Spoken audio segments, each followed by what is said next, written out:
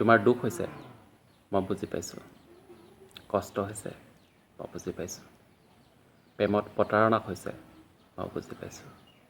বিনা কাৰণত সমাজে দুখ চাপি দিছে, অ'কে, মই বুজি পাইছোঁ।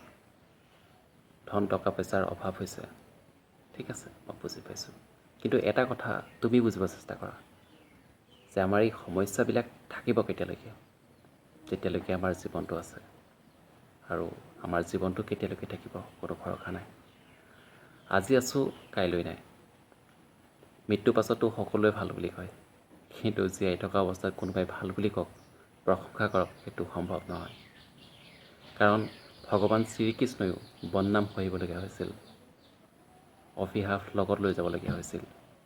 ভগৱান ৰামো মানুহৰ বদনামত পৰি, মানুহৰ কথা শুনি সীতাক বনবাস দিবলগীয়া হৈছিল। আৰু সীতা মাতা নিজক প্ৰমাণ কৰিবৰ কাৰণে অগ্নি পৰীক্ষা দিবলগীয়া হৈছিল।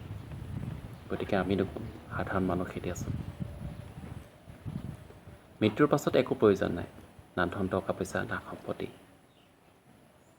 না প্ৰেম লগত যাব, না কোনোবা আপোনজন লগত যাব। অকলে আহিছিলোঁ, অকলেই যাবগৈ লাগিব। গতিকে অতীতৰ কথা চিন্তা কৰি কিবা লাভ আছে, না ভৱিষ্যতৰ কথা চিন্তা কৰি কিবা লাভ আছে। বৰ্তমান জীৱনটো উপভোগ কৰা, দেখিবা জীৱনটো মধুৰ হৈ পৰিছে।